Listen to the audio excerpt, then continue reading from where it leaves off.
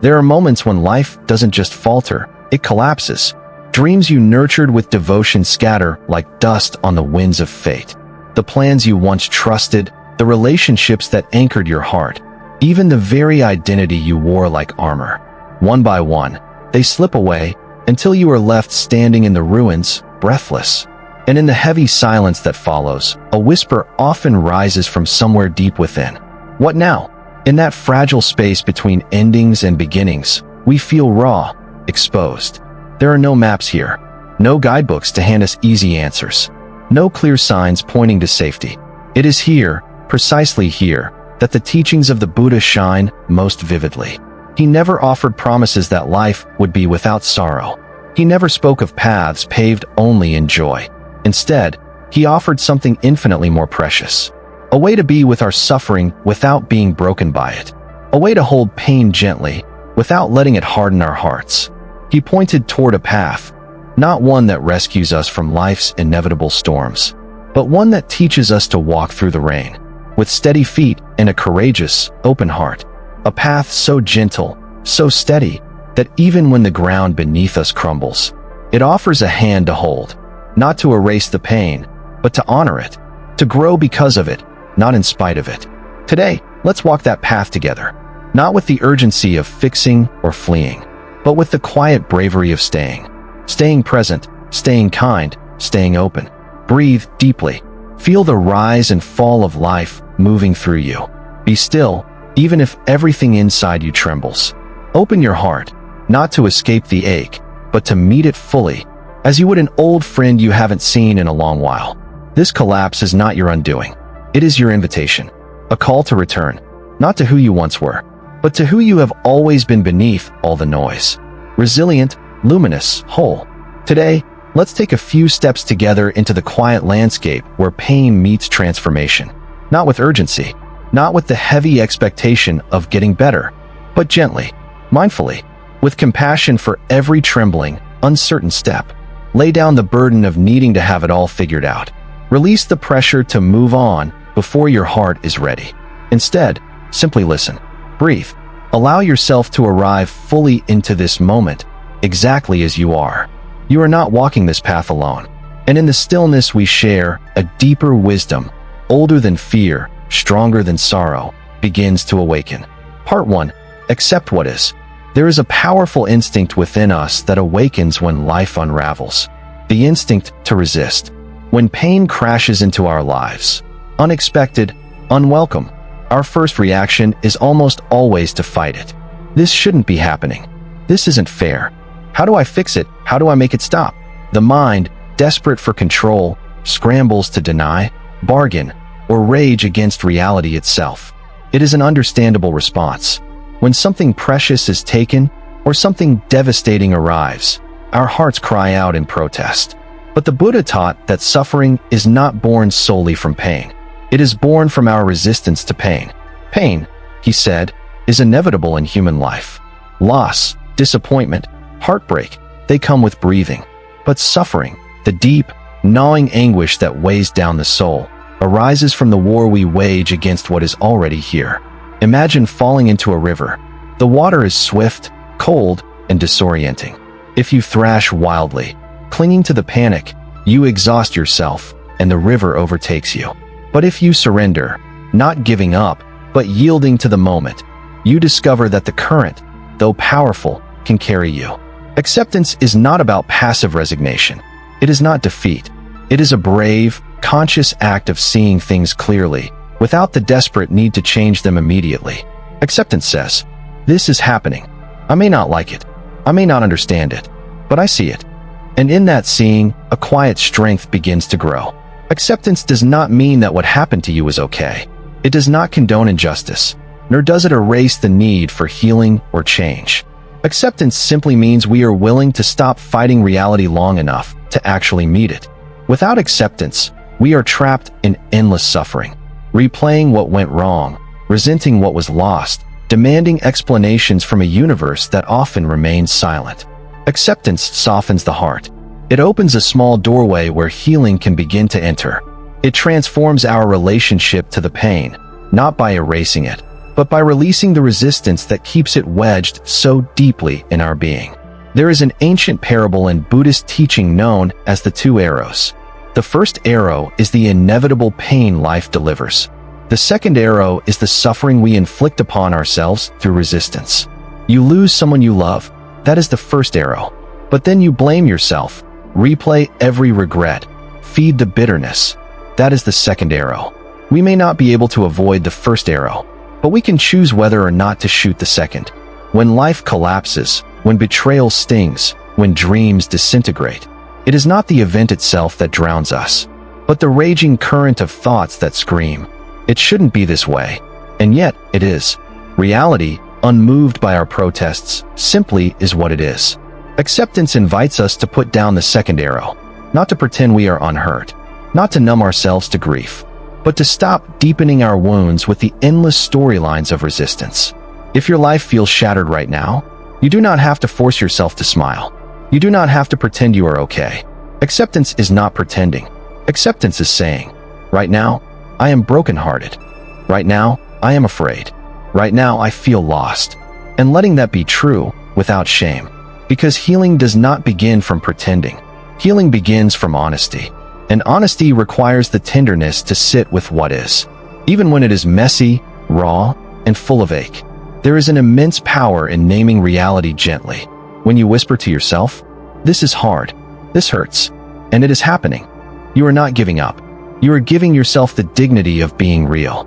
And when you are real, you are no longer at war with yourself. You are no longer exhausted by the endless fight against the undeniable. You can finally begin to breathe again. You can finally begin to heal, not because the pain disappears, but because your resistance to it softens. Many fear that acceptance will trap them, that if they accept their pain, they will drown in it forever. But the opposite is true.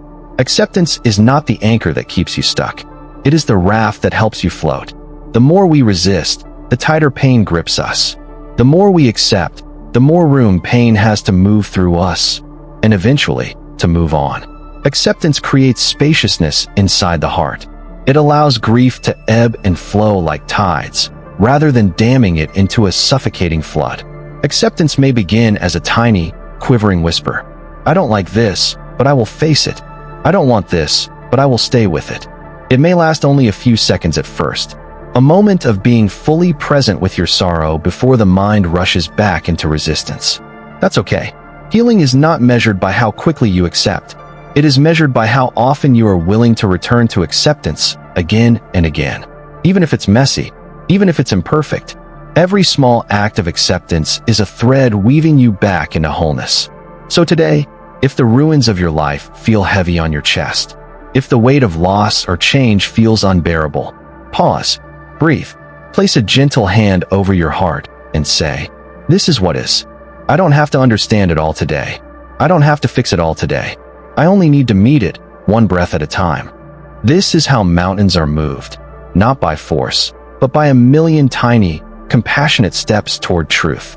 This is how broken hearts begin to mend, not by rushing to repair, but by tenderly acknowledging, "Yes, it hurts, and I am still here." Acceptance is not the end of pain, but it is the beginning of peace. Part 2. Everything is impermanent. When pain tightens its grip around your heart, it often whispers a dangerous lie. This will never end. In the thick of sorrow, loneliness, fear, whatever form your suffering takes, it feels endless. It feels as though the night will never lift. The wound will never heal. The light will never return. And yet, Buddhist wisdom reminds us of a simple, eternal truth. Everything is impermanent. Everything. No storm has ever raged without end. No winter has ever refused the coming of spring. No wound has stayed open forever. Pain, too, obeys this law. It rises. It crests. It falls away. Impermanence is not a punishment.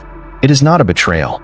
It is the rhythm of life itself, beating quietly beneath every breath, every tear, every sunrise. Look closely, and you will see it everywhere. The way the morning dew fades under the touch of sunlight. The way the laughter of children, so loud and pure, eventually falls silent into evening stillness. The way even the most stubborn grief softens at the edges over time. Nothing stays. Not the joy we wish we could preserve. Not the sorrow we fear will consume us. This understanding is not meant to make us numb or indifferent. It is meant to set us free. Because if everything is impermanent, then even the heaviest darkness must eventually yield to light. When you are in pain, the mind tends to trap you in the story of forever. I will always feel this broken. I will never find my way again. This ache will define me forever.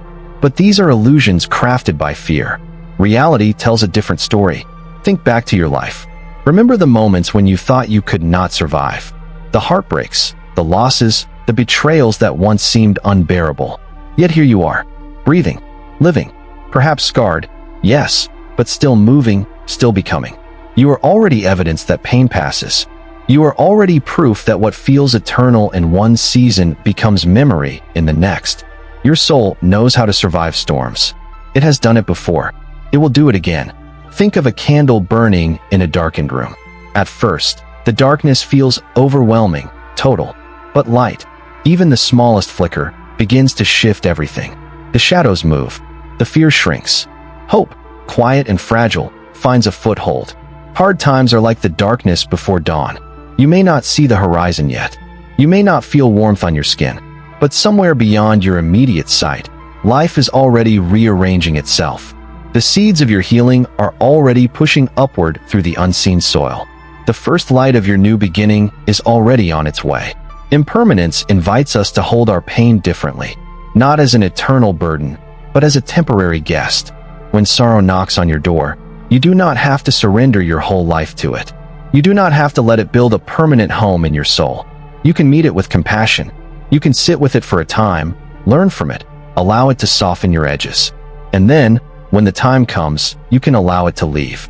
You are not your sorrow. You are not your worst day. You are the vast, luminous space in which all experiences, joy and pain alike, rise and fall.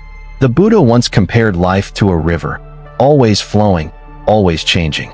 No moment can be grasped. No experience can be frozen. When we suffer, it is often because we are trying to cling to what must move. We cling to a version of happiness that has already passed.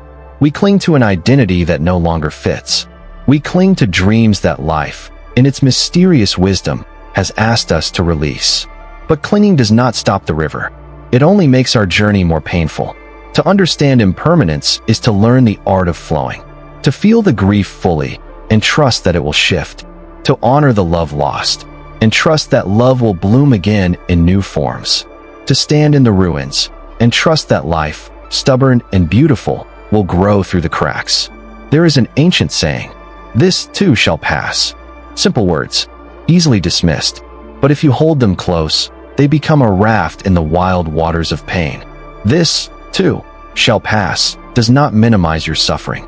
It does not deny the depth of your grief. It simply reminds you that the story is not over yet, that you are not frozen in this moment forever. That change, slow and patient, is already working on your behalf.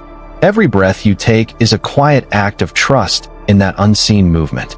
Every sunrise you witness, even through tear-filled eyes, is a testament to the world's unbreakable rhythm of renewal.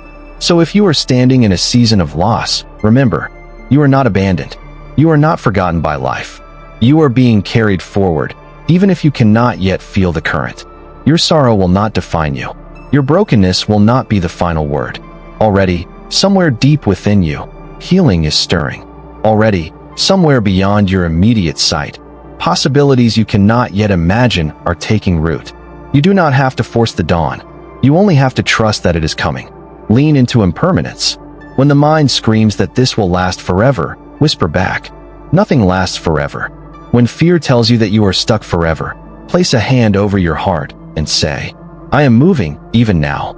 Even in the darkness, even in the stillness, you are growing. You are evolving. You are becoming. You are part of a larger dance, a cosmic unfolding where no pain, no joy, no moment is wasted. You are not a static being trapped by one moment of sorrow. You are a river, always flowing, always becoming, always alive. Trust the flow. Trust the impermanence. Trust that this, too, in its own time, will pass. Part 3. Let go of attachment. If impermanence is the natural law of life, then attachment is the struggle we wage against that law. We want things to stay. We want the love we found to never fade.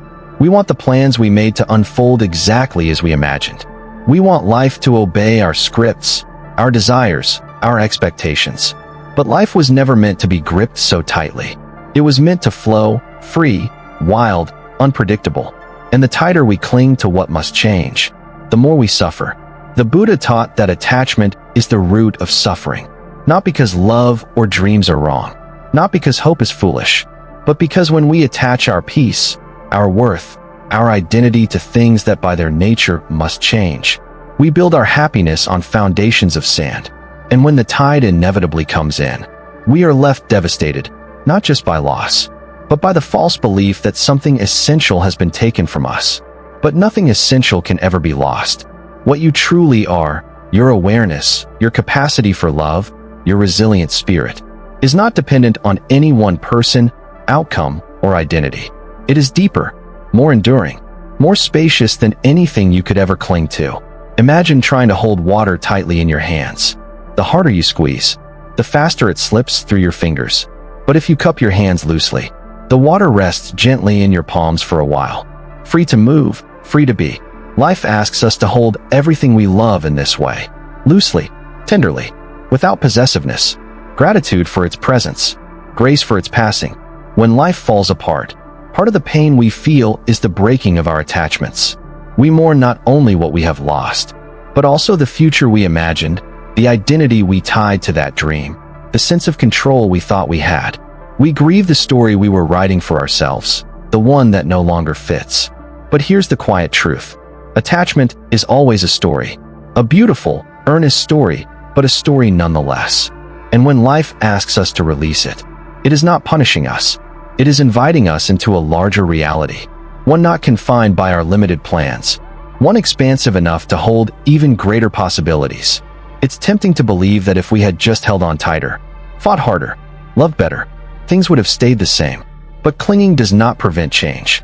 It only prevents peace. The Buddha said it simply. You only lose what you cling to.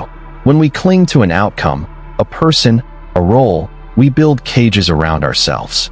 We trap our own hearts. And when life inevitably asks us to open our hands, it feels like death. But in truth, it is a rebirth. Each time we let go, we return closer to our true nature. Spacious, resilient, free. Letting go is not weakness. It is not giving up. It is not an admission of failure. Letting go is an act of sacred trust. It is saying, I trust that life is wiser than my fear. I trust that releasing this does not diminish who I am. I trust that what is meant for me cannot be lost. Letting go is the quiet bravery of unclenching your fists, of stepping into the unknown with open hands and an open heart, of believing that even in loss, life continues to pour beauty into your hands, if only you are willing to receive it differently. Ask yourself gently, what am I holding on to so tightly that it hurts? What would happen if I loosened my grip just a little? Sometimes we cling because we believe that without what we are holding on to, we will collapse, disappear, cease to matter. But you are not defined by what you cling to. You are not made valuable by what stays or what leaves. Your worth is woven into your very being, unchanging, unshakable. Letting go does not diminish you. It reveals you. It peels away the layers of fear, pride, and illusion, until only the pure, luminous core of your true self remains. In the seasons of collapse, when life asks you to surrender what you thought you could not live without, trust that you are not losing yourself.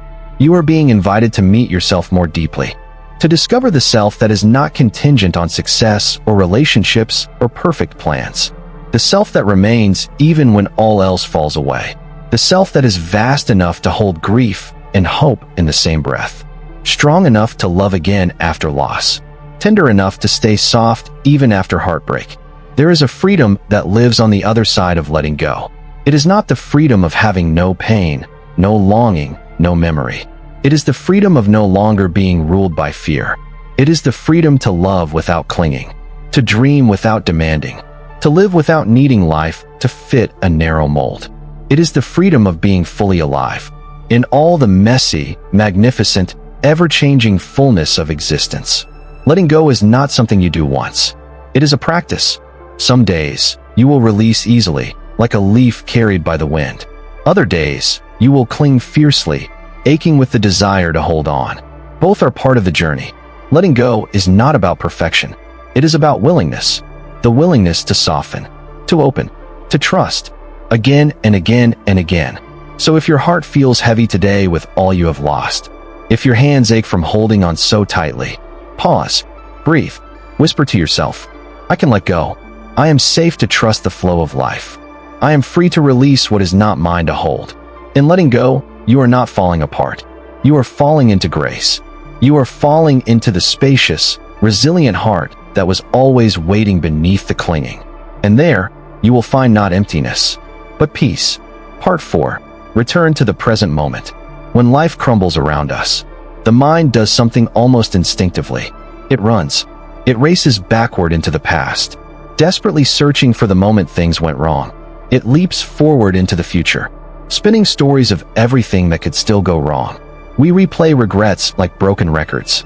We project fears like shadowy films onto blank walls. And somewhere along the way, we lose the only thing we ever truly have. This moment. The Buddha often taught about the preciousness of now, not because the past does not matter, not because the future is irrelevant, but because life can only ever be touched, experienced, lived here. In this breath, in this heartbeat, in this sacred instant. The past is memory. The future is imagination. But the present is real. The present is the only place where healing can actually happen. When you are overwhelmed by sorrow, when fear seems louder than hope, when grief wraps itself around your chest, the mind will try to escape. It will pull you into what-ifs and if-onlys. It will try to convince you that salvation lies in figuring everything out.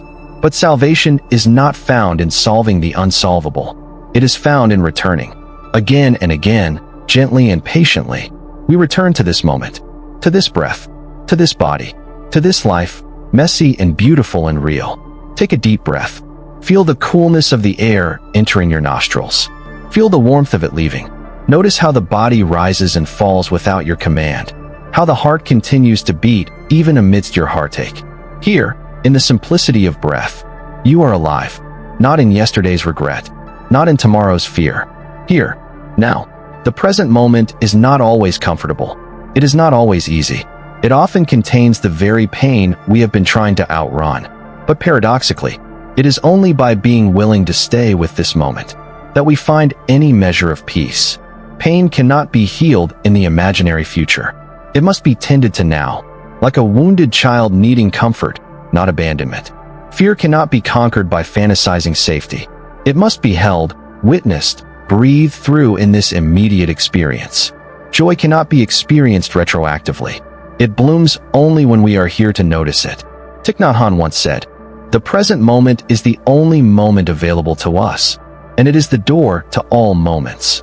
This moment, however imperfect, however painful, is a doorway. It is a threshold. It is an invitation to return home to yourself. Not the self that is trying to fix everything. Not the self trapped in regret or anxiety, but the self that simply is. Breathing, beating, becoming. When the mind spirals, when fear tightens its grip, practice the sacred art of pausing. Place your hand over your heart. Feel its quiet strength. Feel its persistence. You are here, and here is enough. You don't have to solve all your problems today. You don't have to heal your entire heart in one breath. You only have to be willing to stay, to befriend this breath, to anchor in this moment. And from here, healing becomes possible, not through force, not through frantic effort, but through presence, through patience, through love. Consider the oak tree standing quietly in the middle of a storm. The winds howl, the rain batters its leaves, yet the tree does not uproot itself in panic. It does not demand that the storm end. It simply stands, rooted, present. It weathers the storm not by fleeing, but by being deeply here. So, too, can we weather the tempests of our lives, not by escaping into stories of why or what if, but by planting ourselves firmly in the now, by breathing through the chaos, by staying connected to the ground beneath our feet, by trusting that we are strong enough to endure, one moment at a time. Presence does not make the pain disappear instantly, but it changes our relationship to pain. Instead of being consumed by fear, we become curious. Instead of being ruled by sorrow, we soften toward it. Instead of fighting what is, we hold it with tenderness. presence turns even the most broken moments into sacred ground for growth. So when your heart aches, when the future feels frightening, when you are tempted to run, pause, return, anchor yourself in the body, anchor yourself in the breath. Say gently to yourself, I am here, I am breathing, this moment is enough. And if you drift away, into memories, into fears, into stories, that's okay. That's what minds do. Each time you notice yourself drifting is an opportunity to return, to come back to this breath, this heartbeat, this life.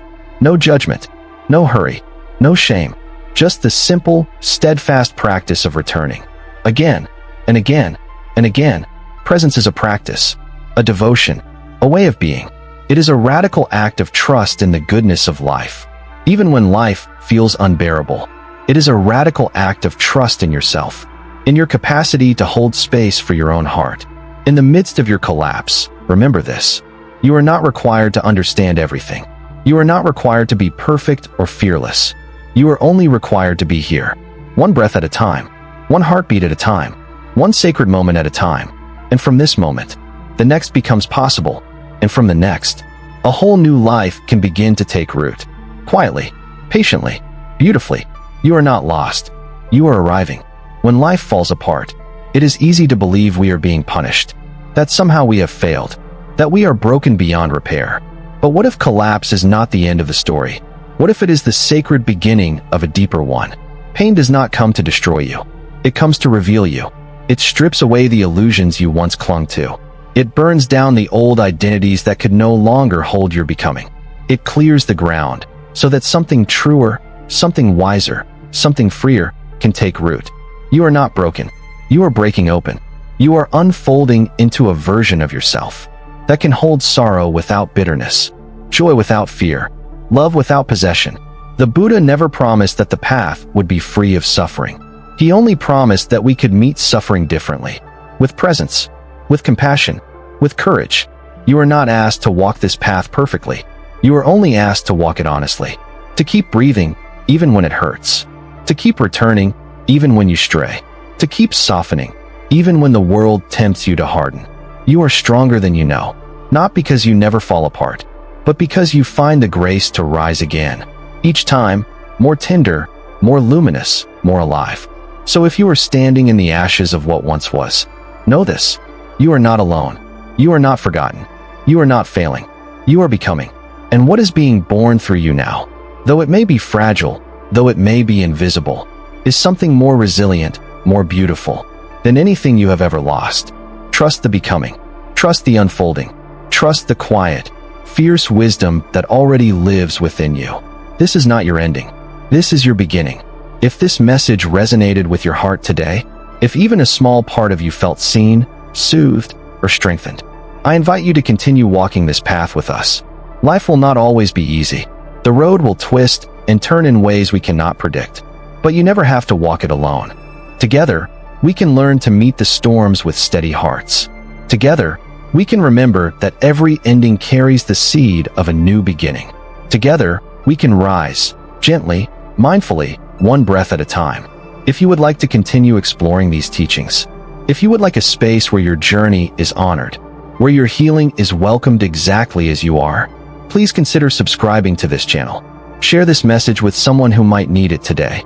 Someone who might be standing at the edge of their own collapse, wondering if they will ever find their way again. Let's remind them, and ourselves, that even in the breaking, there is beauty, and that even in the darkness, there is always a light beginning to stir. Thank you for being here. Thank you for breathing through this with me. We rise, together,